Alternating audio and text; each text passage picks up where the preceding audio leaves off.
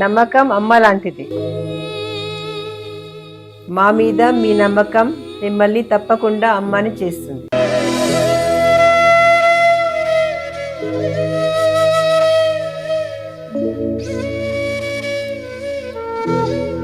నేడు ఎంతో మంది మా మీద నమ్మకంతో అమ్మాయారు.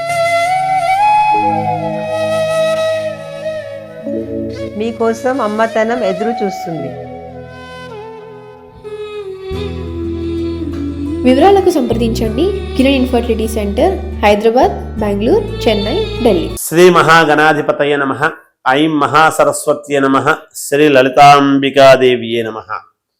రాశిఫలాల కార్యక్రమంలో భాగంగా ఈ ఫిబ్రవరి మాసమంతా కూడా ఎలా ఉండబోతుంది 12 రాసుల వాళ్లకు అని ఒక్కసారి మనం ఆలోచన చేసినట్టయితే, ఇక్కడ ముఖ్యముగా పంచగ్రహ కూటమి అనేటువంటిది కుంభములో ఏర్పడినటువంటి దాని వలన ఏ ఏ గ్రహాలు అక్కడ ఉన్నాయి అంటే రవి, చంద్రుడు, శుక్రుడు, రాహువు, బుధుడు,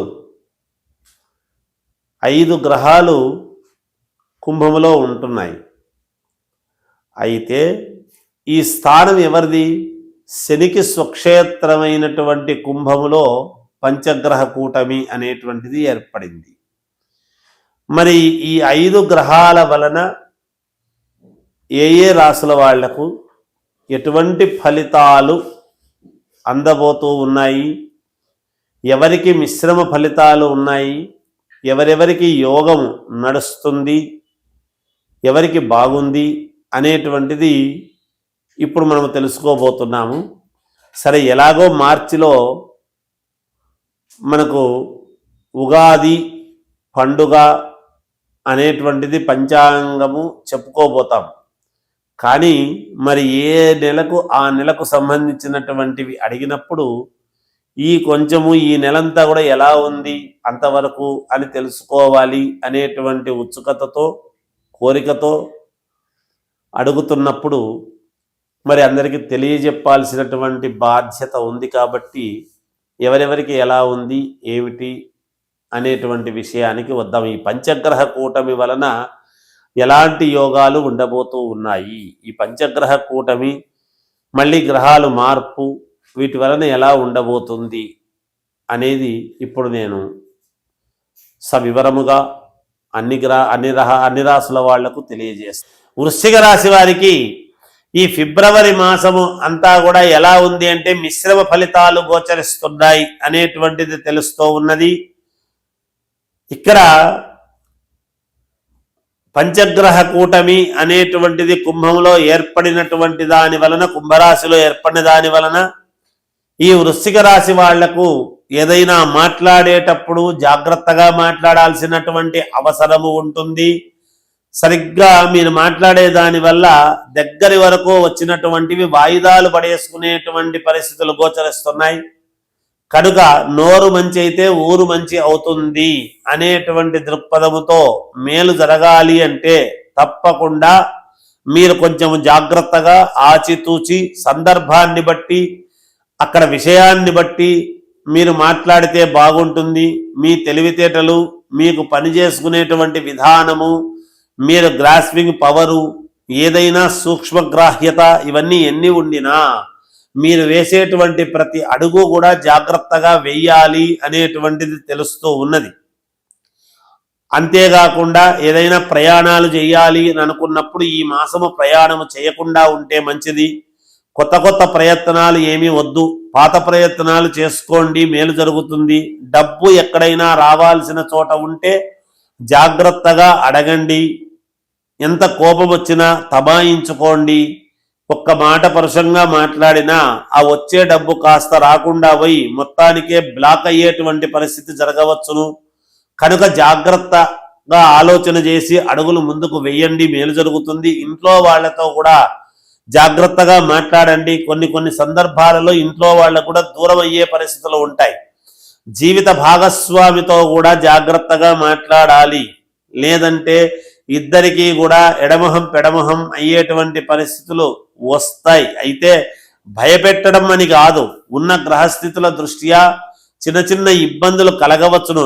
ఏ ఇబ్బంది పడకూడదు అనేటువంటి ముందు జాగ్రత్తతో చెప్పడమే తప్ప ఎవరినో భయపెట్టాలి అనేటువంటిది కాదు అని తెలియజేస్తూ ఉన్నాను.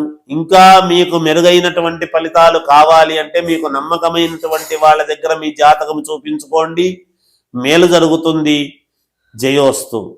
సింహరాశి వారికి సింహరాశిలో కేతు ఉండటం వల్లను సప్తమ స్థానములో పంచగ్రహ కూటమి అనేటువంటిది ఉండేటువంటి దాని వల్లను ఈ ఫిబ్రవరి మాసమంతా కూడా ఎలా ఉంది అంటే యోగవంతమైనటువంటి ఇదిగానే ఉంది అని చెప్పవచ్చును. మంచి ఫలితాలే సాధించుకుంటారు.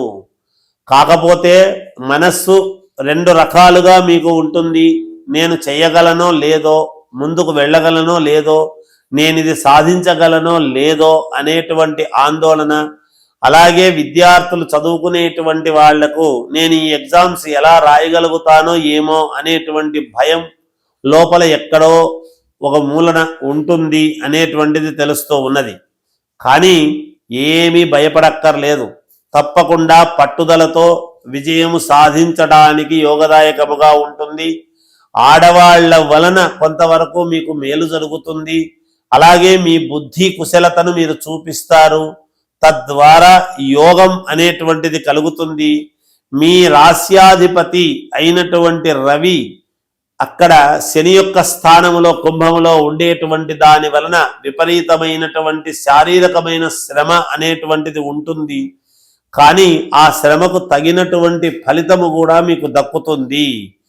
విద్యార్థులకు చాలా యోగదాయకముగా ఉంటుంది. వ్యాపారాలు చేసుకునేటువంటి వాళ్లకు అనుకూలవంతముగా ఉన్నది.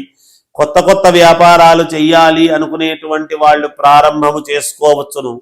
ఉద్యోగస్తులకు చాలా యోగదాయకముగా ఉంది, బాగుంటుంది. ఉన్నట్టుండి స్థాన చలనం లాంటివి కలగవచ్చును మీకు.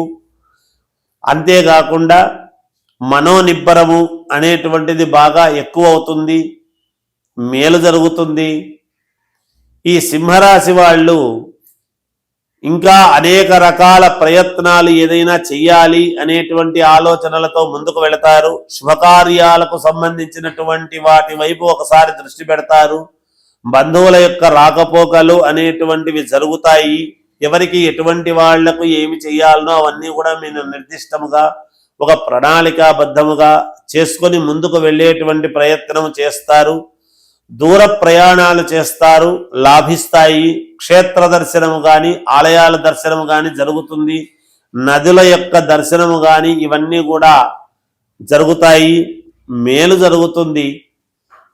మీరు ఏ లగ్నములో పుట్టారు అనేటువంటిది ఒక్కసారిగా మీరు చూసుకోవాల్సినటువంటి అవసరం ఉంటుంది. ఇంకా మెరుగైనటువంటి ఫలితాలు సాధించాలి అని అనుకునేటువంటి వాళ్లకు మీ ఇంటి దేవుణ్ణి మీరు పూజించండి, లేదా నవగ్రహాలను ఆరాధించండి.